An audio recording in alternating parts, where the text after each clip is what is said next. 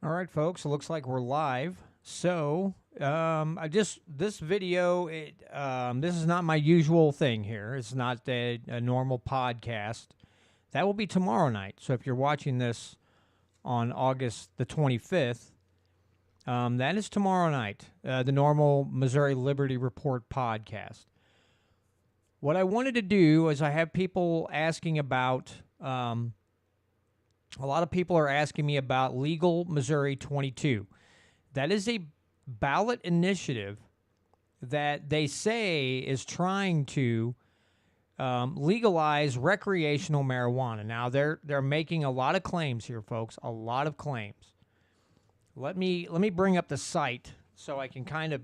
I should have done this beforehand. Let me get the website up here and kind of give you an overall picture of what they're trying to paint here. So it says legalize adult use marijuana, allows Missourians 21 years and older to possess, purchase, consume, and cultivate. Automatic expungement allows Missourians with nonviolent marijuana-related offenses to automatically expunge their criminal records. Similar programs in other states typically require those seeking to vacate convictions to first petition to courts, adding time and expenses. Boost state sales tax revenues. Levies a 6% state tax, and then I believe local taxes, they can add up to 3%. They're talking about new business licenses, seeks to broaden industry participation by small business owners, a lottery drawing for new license holders, and then extends the amount of time that medical marijuana patient and caregiver ID cards are valid from 1 to 3 years while keeping that cost low. Local control allows local communities to opt out of adult use retail marijuana sales through a vote of the people. That's what they're telling you. Okay, that's what, if you go to legalmo22.com, that's everything that's right there on their front page. Okay. So that's what they're telling people.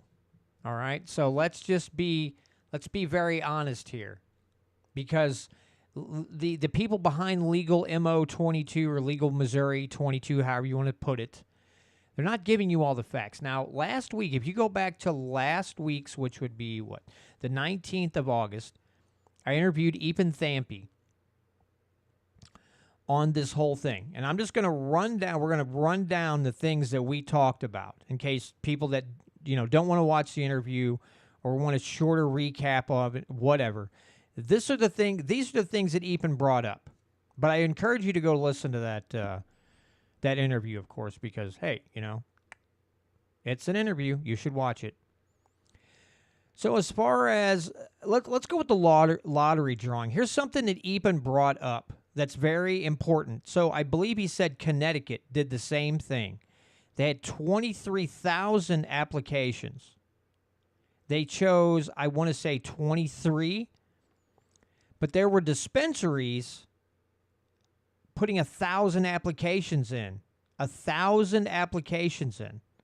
So yeah, you get several of those. There's a good chance they're going to be picked. So this lottery drawing thing, it's not going to ensure that smaller businesses get to have this, get a license. Okay, so that's number one. That's one thing. So the criminal penalties because of this, Legal Missouri 22, law enforcement mandated to cite you for smoking in public, creates a constitutional legal limit of possession. Okay, so constitutionally, which, let's break this down a little bit, okay? Constitutionally, it's going to be very hard for you to change this because it's going to amend the Constitution. And if you want to make changes to this, then it has to go back on a ballot, be voted again to amend it, which is going to make it nigh impossible. This is why they want it on the Constitution, because they want it hard to change, okay? That's the whole thing. It's not like, oh, well, we're putting it on the Constitution to make weed legal in Missouri for recreational use. There's more to the story than just that. Don't let them lie to you. Here's another very important thing that Representative Hicks' bill would have done. It doesn't remove it from the controlled substance list. Kind of important. If we're going to legalize marijuana, because that's what they're saying, right? Legal Missouri 22. Legalizing recreational marijuana for people 21 and older. If you're going to legalize it, then it should be removed from the controlled substance list. And they're not doing that. They're not removing it from the list, which means there's criminal penalties on top, So, again, breaking this down so far, I know we're just starting right off the gate here, but this is what we're looking at, right?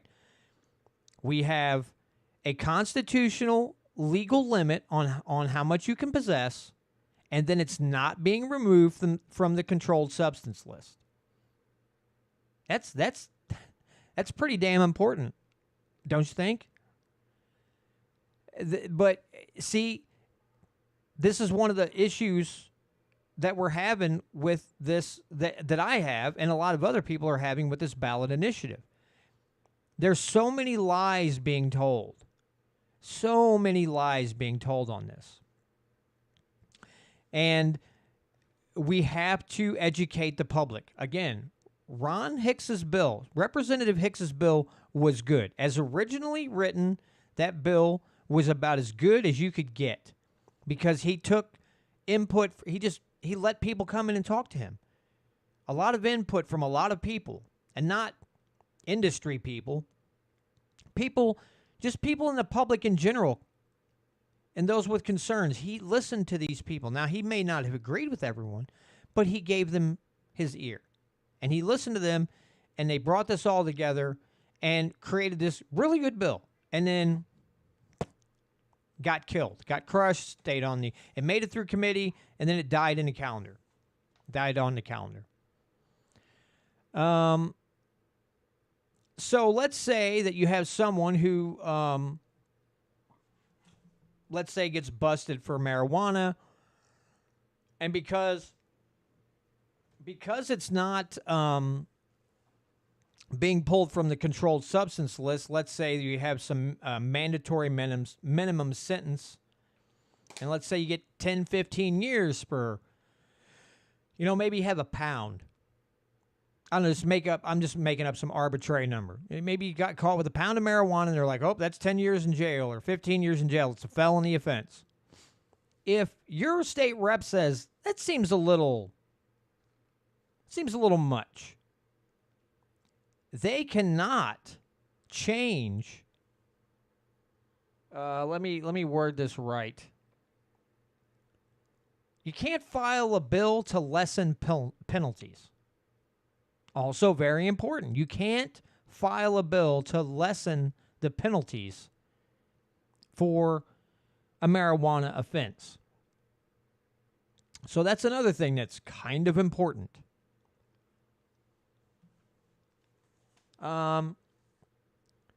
It says no automatic expungement. So there are people who are in prison right now for marijuana. Let's say this would pass in November. There are people that will have to finish their sentence, get out, and then try to get their record expunged. It's not going to allow them to be released from prison when that passes, whenever the bill would go into effect, or the amendment would go into effect, which would probably be in January. So those people will be stuck in prison waiting to be released, waiting to serve out their time, and then try to get that expunged. See, they're saying automatic expungement, but there are certain people in there, mainly the felons, the felony marijuana offenses, they will have to complete their sentence and then try to get that expunged. Something else they're not telling people, okay? Something else they're leaving that part out. They're just saying automatic expungement. They're leaving that part out. Some people will be left to rot behind bars until they can get their until they can serve their sentence and then get out and maybe try to get it expunged then. And here's, let's see. Yeah, felons excluded for marijuana felonies must finish sentences. Now, here's something on the licensing side. Okay, micro licenses. So they prohibit most Missourians applying for a license if you're below a certain poverty level line. You can't even apply. Now, they like to brag on here. They like to brag about how they're going to help out the less fortunate. That's one of the things they're running on. That they're going to help out the poor and things like that.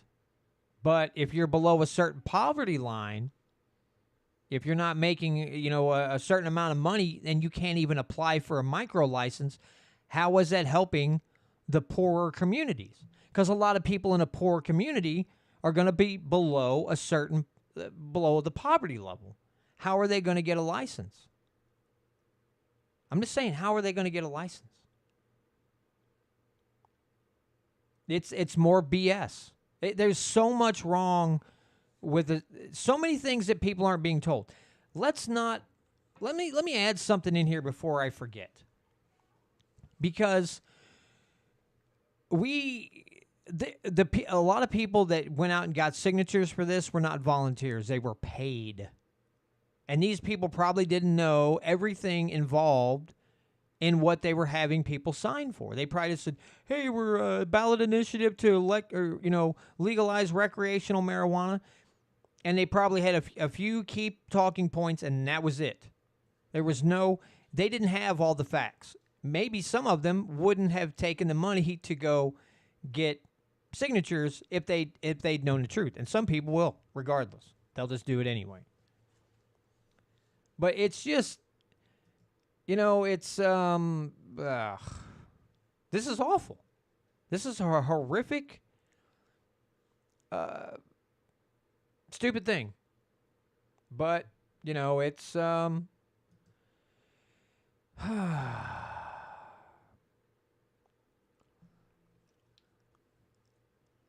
let's go into some comments here.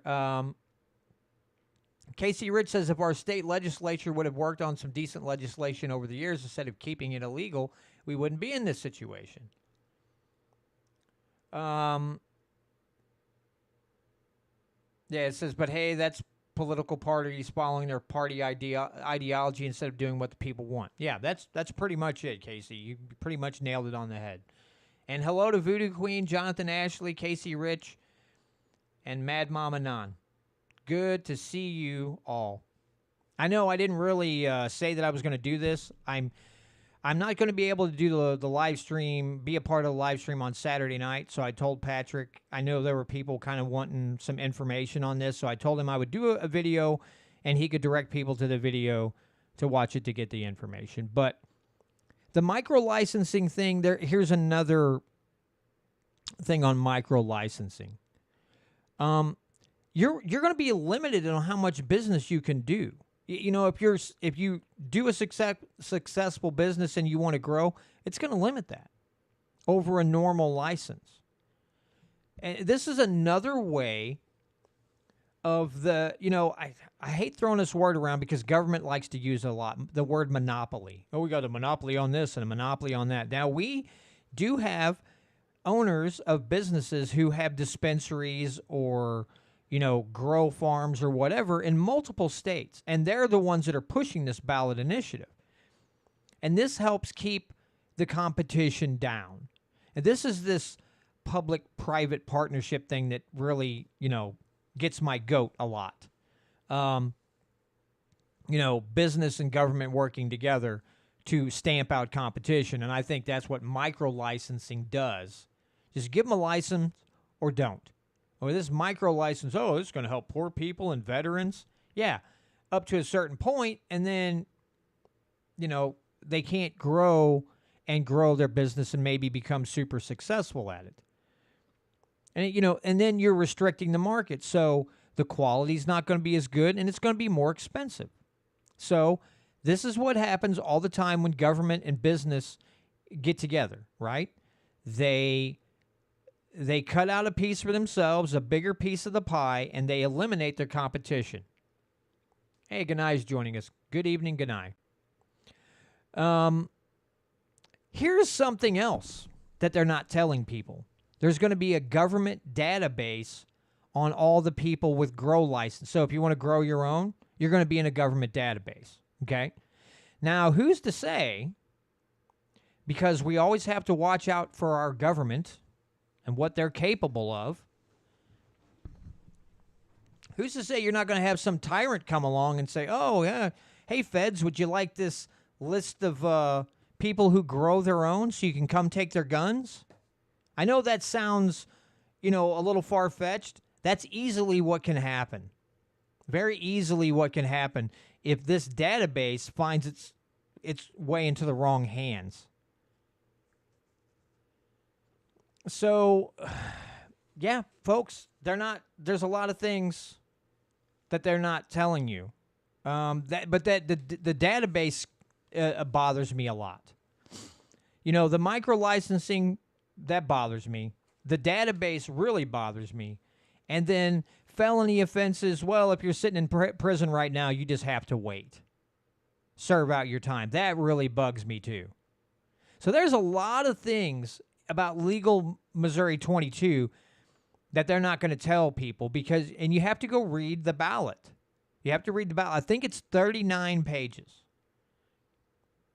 Here's another thing. Even throughout some stats at me. He said, about 20% of law enforcement thinks weed should be illegal and they should bust people and those people should go to prison. There's 20 other percent that said it's medicine. People, it's useful for people for whatever ailment they have, pain, anxiety, whatever.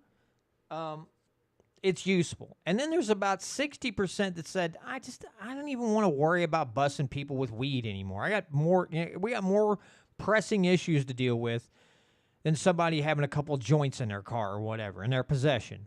They don't even care. So 80% of law enforcement's pretty much done with it, and you have 20% that hold on to it and hold on to this thing. And my wife and I were discussing this on our way home, and I said they like the kickbacks, because if they make a big bust and they can work with the feds, then they're going to get a cut of that money, like civil asset forfeiture, but it's called something else.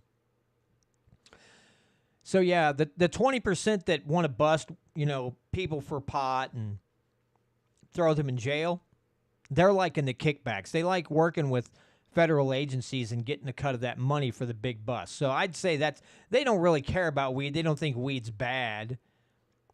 They just like the moolah. That, and same thing goes along with SAPA. That's why some of these sheriffs and police chiefs are butthurt, because when they work with the feds and they make these big busts, there might be money in it for them. And now that gravy train's dried up a little bit. And so they're butthurt about it. Because if they were smart and they looked at gun law, murders with firearms, then the criminals are pretty much doing that. Unless it's someone defending their life from a would-be attacker, the vast majority of that is illegal activity to begin with. So what are you worried about? You should be busting those people anyway. Why are you busting our chops for people who just want to own guns legally? Same thing goes for weed. If somebody just wants to toke up in their home, what business is it of yours? If they're not walking down the street with a gun and then going to their neighbor's house and saying, here, take a toke or I'm going to shoot you in the face. That doesn't happen. Most people that smoke just want to stay inside and chill out anyway. They don't go running all over the place. They're trying to unwind or, heal get rid of the pain they're feeling from some chronic injury they have or something to that effect. Or maybe, just maybe, I don't know, maybe they're trying to get off opioid drugs for the painkillers and stuff, because that was just handed out like candy for years. And now we got an opioid crisis, which is perfectly legal if you went to the doctor and they gave you the pills. That was because your your white coat drug pusher, now that's fine. But God forbid you go down the street and find a guy, selling marijuana and buy it from him because that helps your pain or anxiety or depression or whatever that you're having an issue with. And, you're just sitting inside smoking weed and feeling better. God forbid that people do that. So, yeah, just a short video, but here's a couple other things. I saw this article a couple days ago, and I wanted to bring this up because now, mind you, the group that's bringing up this lawsuit, they're one of these anti-drug outfits, so, take it with a grain of salt. They are backing a lawsuit to take a recreational marijuana legalization proposal off of Missouri's ballot. They're challenging that they didn't gather enough valid voter signatures to put the proposal on the ballot. The lawsuit also claims the ballot measures deals with too many policies in violation of the state constitution. Now, I don't know, because it doesn't really go into, detail in this. And, of course, the campaign manager behind the legalization push says the lawsuit is meritless. Typical political, spouting of the nonsense. Here's something else. Representative Governor Mike Parson on Tuesday excoriated the state's recreational marijuana ballot initiative and said he didn't know what's in the lengthy petition. He said, "I think that thing's a disaster. I guarantee you this has been written probably by lawyers, and none of us in this state is going to be able to understand 450 pages of what it all means." It's only 39 pages. They're like, what do you mean by 450 pages?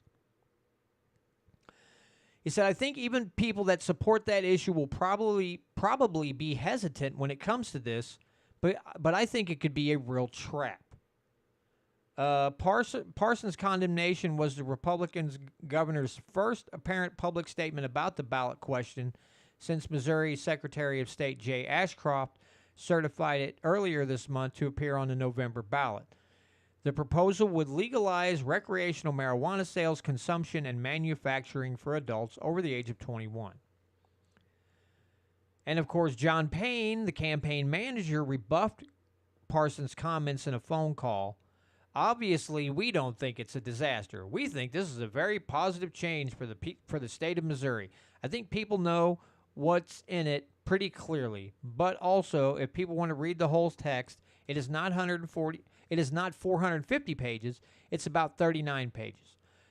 A person could sit down and read it in a half an hour if they wanted to." Payne said Parson was one voter out of 4 million in the state, so it's up to the voters in total, not to politicians, to make that decision. Said Parson took a more accommodating position on medical marijuana. Last year, he participated in a fundraiser with medical marijuana businesses. Steve Tilley, a close friend and former legislative colleague of Parson, is one of Missouri medical marijuana's industry's primary lobbyists. The amendment has sharply divided legalization advocates and state legislators, with some proponents of legalization saying it would give Missouri's current medical marijuana industry an unfair advantage in a new recreational market. Now, I don't know what exactly that's supposed to mean. But I can tell you that I don't think... I agree with Parson. It is a trap. Again, it is a constitutional amendment. Amending that amendment will be nigh impossible. Representative Hicks's bill was great. It was fantastic. And Casey brought up a good thing here. He says, we need a Show Me Entheogen Act. Make all the entheogens, cannabis, mushrooms, salvia, LSD, DMT, etc., legal, and the people have total control over what they grow and use with no tracking by government. I know Eapen has been kind of working and looking at this too, because I'm pretty sure, I don't want to speak for him, but I'm pretty sure he supports like the mushrooms and the LSD, because There was a movie called The Great White Hope. It was a documentary on, well, it was a lot of it was on, it covered marijuana, but it also covered shrooms. And there were clinics on the West Coast, I believe. It was in California or where it was at, where they were microdosing patients with mental disorders, whether it was anxiety, maybe depression. I'm not sure about like schizophrenia or whatever, but the people that took it and again microdosing. So not the hallucinogenic state that you get into. Microdosing, and it showed very, very, very promising results. And I happen to agree with Casey on this. If they can legalize that where people could microdose, then maybe we get these people off of what do they call it? The psychotropics, Prozac and all the rest of them. They get these people off of that stuff if they can microdose with shrooms and feel better without, chemically screwing with your brain, then I don't see where the problem is. I really don't see what the issue is with all that. But that's something else that maybe we should think about working on here in the state, is getting things like this legal.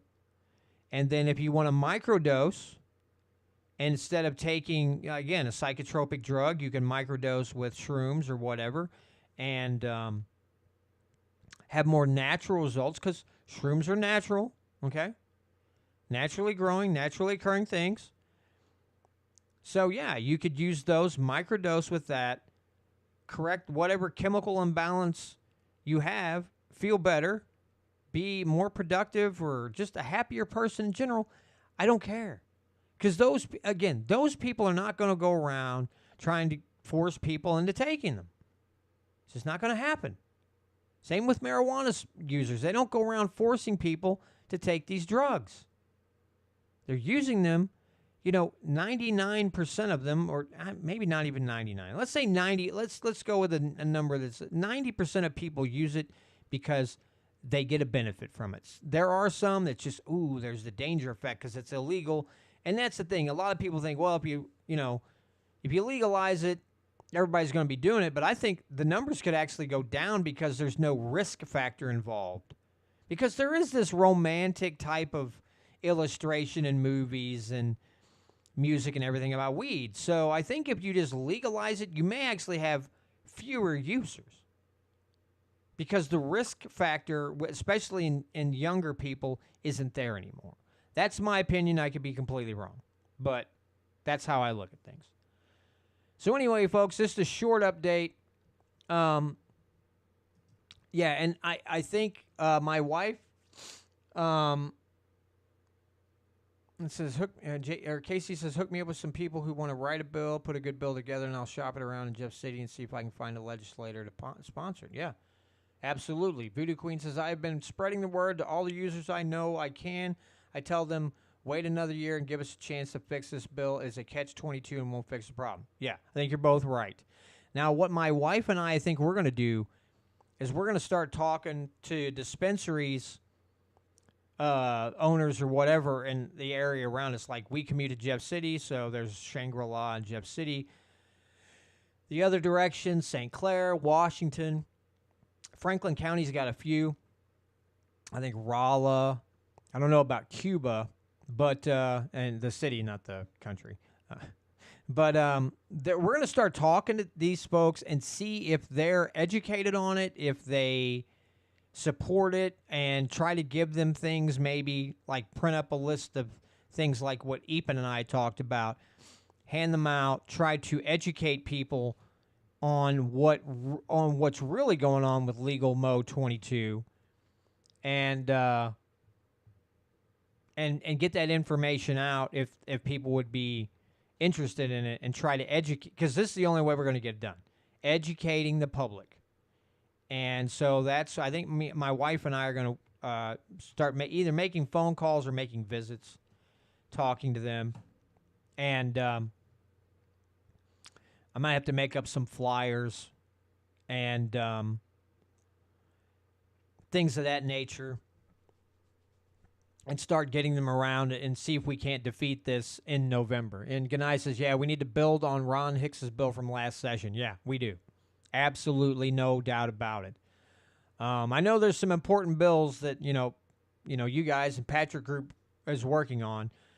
But I wouldn't mind seeing this bill, another bill like Representative Hicks's bill, we're trying that again, because I think the original format was perfect. I don't think we could really perfect what he did. So if we could just take that language, find a sponsor, and resubmit it again. Now, I think, unfortunately, this hinges on one important fact, that we need to get the House rule, the rules on the House floor changed, so that Plocker the Blocker and his other cohort can't just let this die. It has to go on the floor for debate.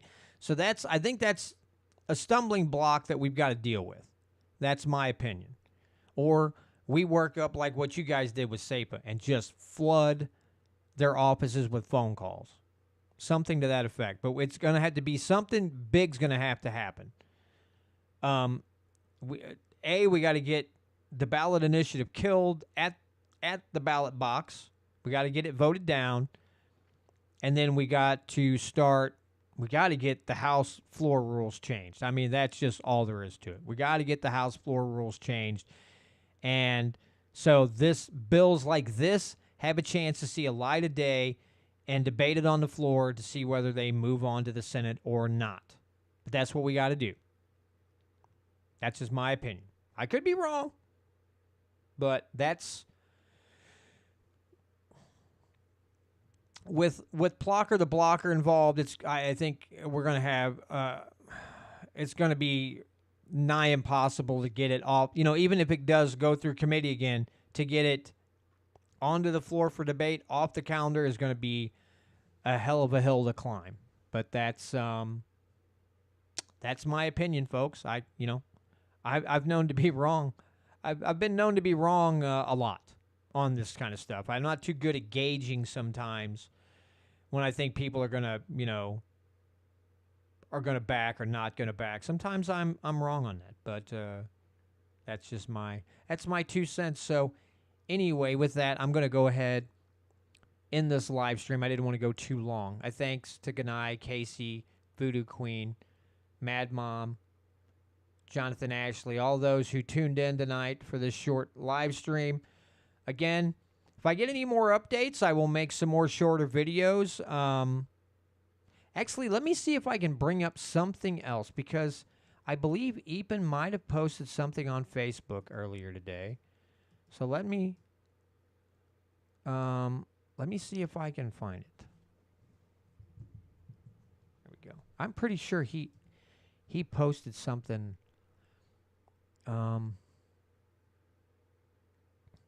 Oh, he just put out a flyer. And he's got a contact list. Ugh. Got the yawns. I'm sorry. Let's see. Well, I thought I saw something new, but I guess I did not. I know there's certain videos, but yeah, he does have a flyer up.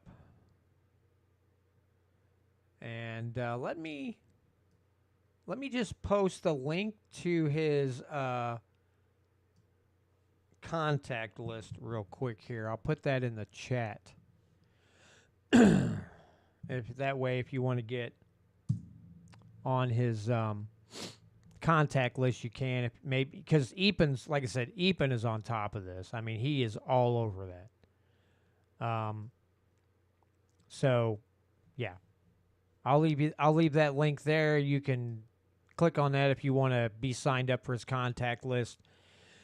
And I'm sure when new information comes out or anything new comes out, that you'll have access to that, and that'll make you more, educated to educate others. and be more informed. So anyway, with that, I bid you adieu this fine evening. And tomorrow night I'll be on with Jody Grace from Missouri Freedom Foundation. Going to be chatting with her tomorrow night. The following week will be Tom Martz from the Locke and Smith Foundation. Excuse me. I think that's a guy that we're going to end up. I think between Patrick's group and his foundation and everything, I think this is somebody we could very possibly start working with because he teaches like 4 different state constitutions. And he's going to start a podcast that's going to go through the Missouri Constitution from beginning to end. And that's maybe somebody we need to ally with as well.